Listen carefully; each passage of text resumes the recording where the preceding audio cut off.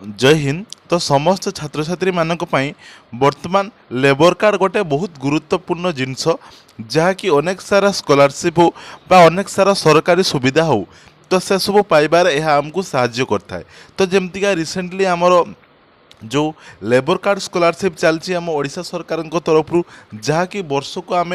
40,000 पर्यंत टंका पाइपर किंतु से आमको गोटे लेबर कार्ड दरकार। तो आज भिडियो आम आलोचना करवा जदि जड़े छात्र छात्री मान पाखरे लेबर कार्ड ना तो सेमाने केमिति आवेदन करें बा से केमती को प्रोसेस गले से शीघ्र लेबर कार्ड टी पाइपर। ठीक अच्छे। तो सर्वप्रथम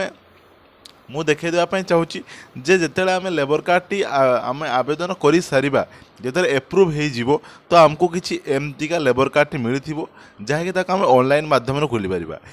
प्रथम जो देखिए रेजिस्ट्रेशन नंबर यही रेजिस्ट्रेशन नंबर ही आमको दरकार जिते बड़े आम निर्माण श्रमिक स्कॉलरशिप अर्थात लेबर कार्ड जो स्कॉलरशिप आम आवेदन करें।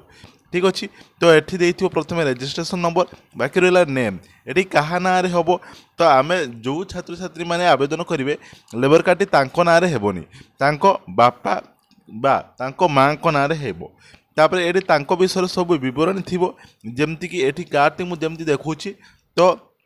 सेमती ही गोटे ठीक कार्ड मिल। तो जदि जड़े पिला पाखरे वर्तमान सुधा भी लेबर कार्ड ना तो से केमती आवेदन करेंगे तो ताको आवेदन मोबाइल करहब बा से चाहिए निकटस्थ जनसेवा केन्द्र से आवेदन करेंगे। तो मुझे जन देवाई चाहूँगी से निज निजर मोबाइल न करी निकटस्थ जनसेवा केन्द्र बा जोटा को साइबर कैफ जो मैंने बहुत सारा फॉर्म आवेदन कर अभिज्ञता अधिक थी तो तुम मैंने बरং से 100 टंका अधिका ने माने तुम जो चालान काट पाखापाखि 20 टंका आगुरी तो काटुला तो से 20 टंका काटो ना से 100 टंका ने बरं ने तुम मैंने से आवेदन कर जहाँफल से निर्भुल भाव रिक्स से आवेदन करदे। आवेदन कर सारापर जो रिसीप्ट जो से देवे आमको मनी रिसीप्ट एथि सहित जो आमर बाहर ट्रैक नंबर तो से नहीं आमको निहाती लेबर ऑफिस को जीवाई पड़ो। अनेक सारा भिडियो मुझे शुणापी पाँच जे बिना लेबर ऑफिस न जाए बिना लेबर ऑफिस न जाए किसी भी हो पारनी तो आमको लेबर ऑफिस को जीवाई पड़ो। लेबर ऑफिस प्रत्येक जिलार निहाती गोटे गोटे अच्छी लेबर ऑफिस तो से लेबर ऑफिस को से जी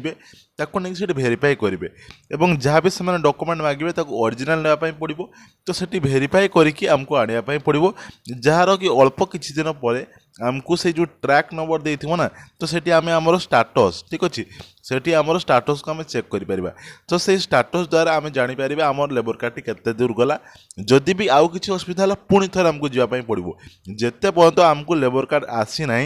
आम पाखक आमको जीवाई पड़ो जनइब जे मोर असुविधा कौन रोचे तो जहाँ भी तुमको गोटे लेबर कार्ड करने पड़ो। बाकी रहा जो रहा फोन ले कथा तो मुझे कहली जो मैंने फोन ले कंफर्टेबल थी तो से मैंने फोन ले आवेदन कर मोबाइल आवेदन कर निजे जो मैंने कंफर्टेबल ना हो तो निश्चित रूप रिस्क ना दरकार ना तो से निकटस्थ साइबर कैफ बा जो जनसेवा केन्द्र को जाकि आवेदन करेंगे। तो ये भिडियो करदेवार कारण हूँ कौन जे समस्त जानिले जे लेबर कार्ड यही टाइप थाए और लेबर कार्ड आवेदन विषय आगु अनेक सारा पे जानी जस्ट जनईदेली जे आगु को लेबर कार्ड स्कॉलरशिप 2024-25 आसवाई जमती बर्तमान चलती लेबर कार्ड स्कॉलरशिप 2023-24 जो मैंने आवेदन करना 30/9/2024 पर्यंत लास्ट डेट अच्छी तो से चाहिए आवेदन करेंगे जो मैंने आवेदन करते बाद आउ गोटे कथा रही कौन जदि 3 वर्ष रु अधिका आमर हो ताकू आमको रिन्यूआल करने पड़ो तो रिन्यूआल टे बहुत सहज ऑनलाइन हो तो ताकू आम निकटस्थ साइबर कैफ जाकि आवेदन कले बहुत भल हो